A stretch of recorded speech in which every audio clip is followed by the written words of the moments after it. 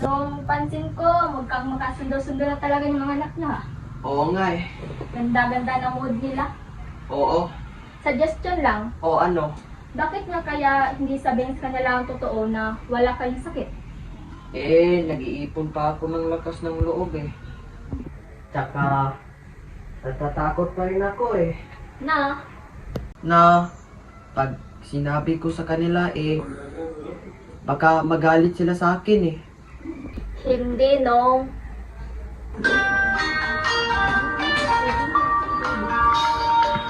Men, Sorry to call you this late on the weekend.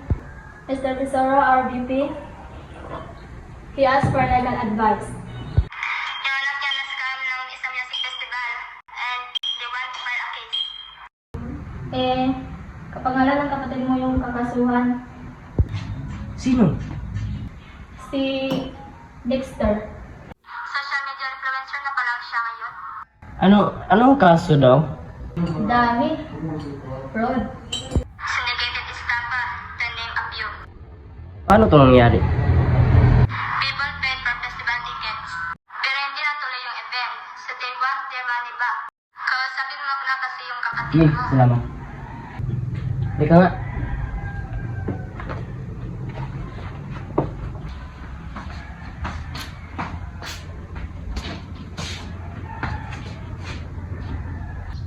The head of our legal department just called. Yung anak ng boss ko, naloko mo daw. He wants to sue you. Is this true?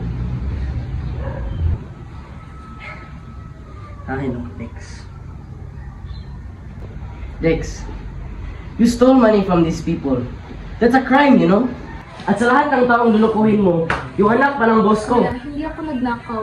Naloko rin lang ako. Ba't kang tatago? Hinahanap nila ako eh. Malamang, what do you expect? Ba't nila ako sinisingil? Kuya, promoter lang ako, hindi ako yung producer. Ay, hindi mo ba inalam kung legit man lang yung lecheng event na yan? Hindi ko naman alam, may sasabi nila yung event eh. Well, your ignorance doesn't make you a victim. It just makes you look stupid. Okay, sige. Tanga ako. And irresponsible. Dahil magmula noon, ganyan ka naman talaga. Responsable. Heto na naman po kami. Huwag kang mag-alala, Kuya Brian. Babayaran ko yung utang ko sa'yo. Hindi ko makakalimutan yun. Hoy. Para kakautat, bilang-bilang. yan? Hindi ito tungkol doon sa perang yon. Ano? Tungkol ito sa pagiging responsable mo. Dahil, ang dami mong sinayang, di ba? Ano yung thesis mo, sinayang mo? Hindi sana nakagraduate ka. Hindi sana nakapaghanap ka ng magandang trabaho. Pero anong ginawa mo? Sinong pinili mo? Ano, babae? Hindi lang siya babae. Pamilya ko siya. Anong tawag mo sa amin? Di ba kami pamilya? Ano sinasabi mo, pamilya? Iniwan niyo ako eh.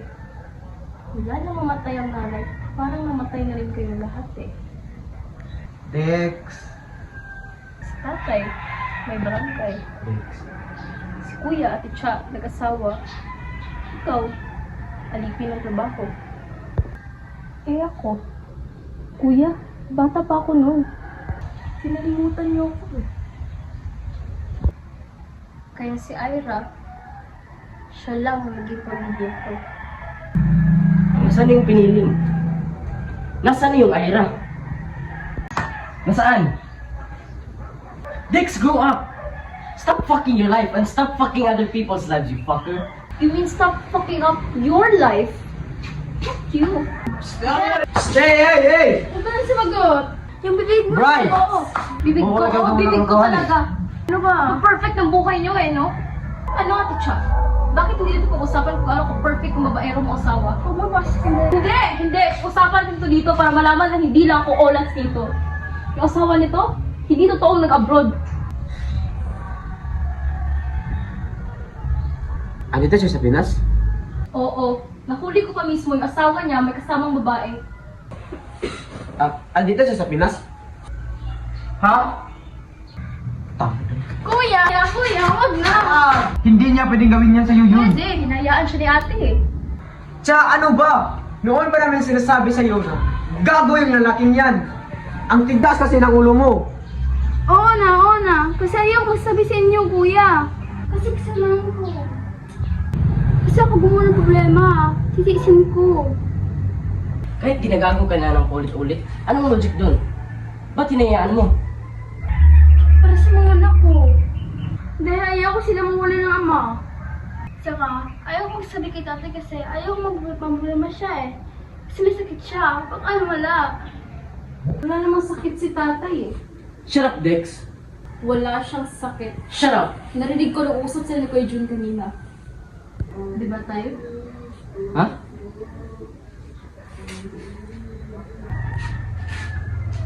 Ano? Jun?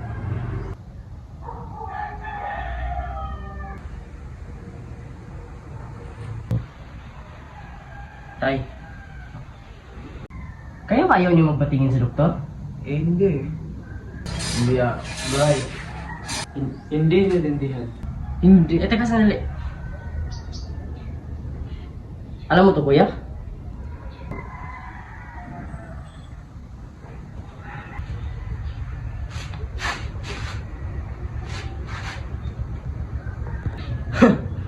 Ano, ginagago niyo lang kami? Hindi ganun, Bray.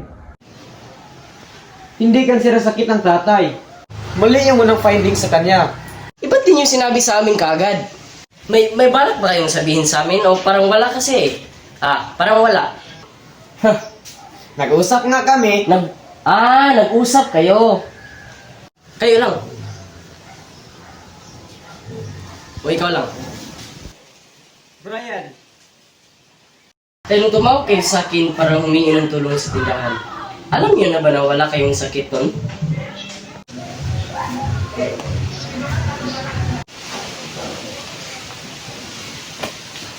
So ginamit niyo lang yun para tulungan ko si kuya.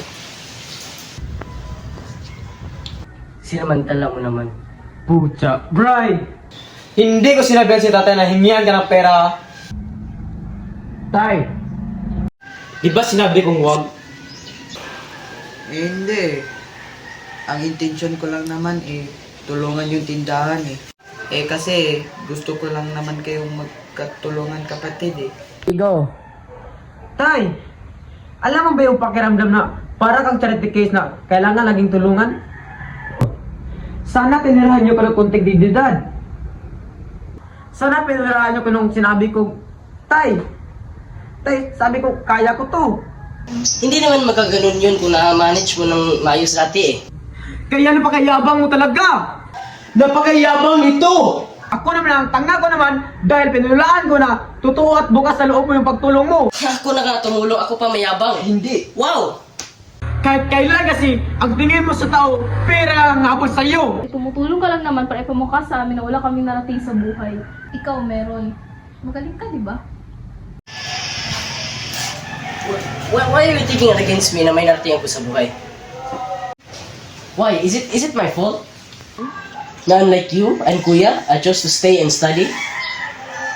Is it my fault that I worked hard sa kung anong meron ako? Is it my fault that I have the means to help you? Huh? Do you even know what I went through? What I had to give up just to help you? Hindi. Hindi, di ba? Dahil wala namang isa sa inyo ang nagtanong sa akin kung okay ako. Ikaw, kuya. Nung nagtrabaho ka abroad, para makamit yung pangarap mo sa pagsasayaw, wala ka namang narinig sa akin na kahit anong reklamo nung kinuha ko yung responsibilidad mo sa tindahan. Yung mga pangarap ko, sige, sinantabi ko muna, walang problema. Bakit? Kasi walang maiwan dito sa tindahan Pareho kayong wala ni tatay I just wanted to be a good son.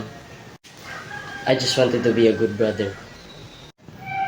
To the point that I couldn't even be a father to my own son.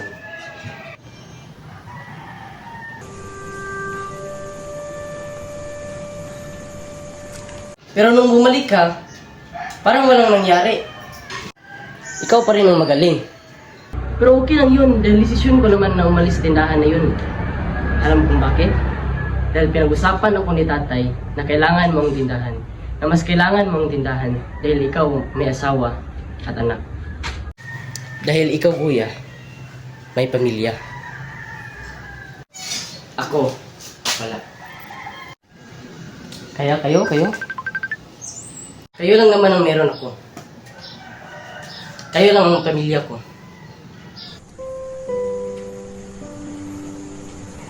But why is it that you always make me feel like I'm the enemy? Not a brother. Not family.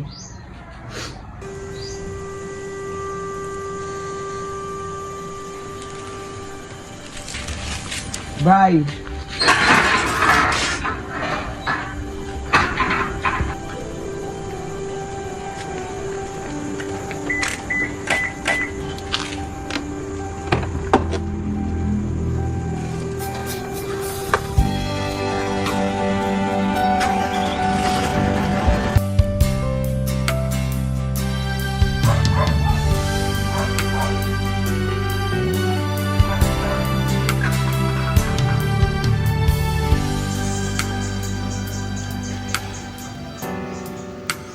Magpahinga na kayo. Sanang totoong nagkasakit lang ako.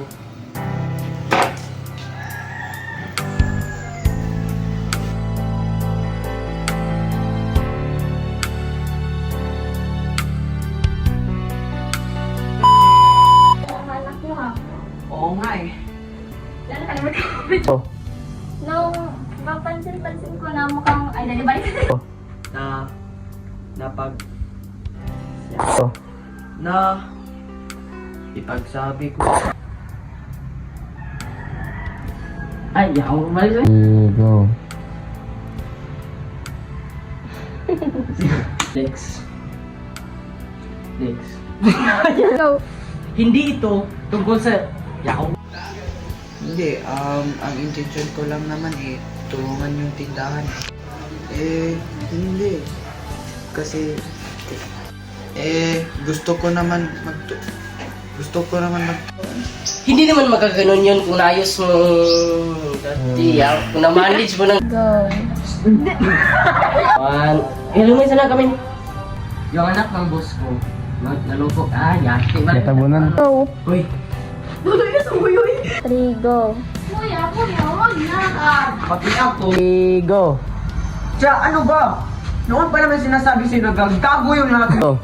Ang tigas kasi ng ulo mo. Go. Tsaka, ayaw ko sabi kay tatay kasi ayaw kong... Go. Wala namang sakit si tatay eh. Shut up, Dex. Go. Di ba tay? Ha? 3, go. Hindi naiintindihan. Okay, I don't think. Ako naman ang tanga ko naman dahil pinulaan ko na totoo at bukas sa loob mo yung pagtulong mo. Go. Kahit kailan kasi puro lang pirang habol ng pestiyawa. 3, go. But why is it that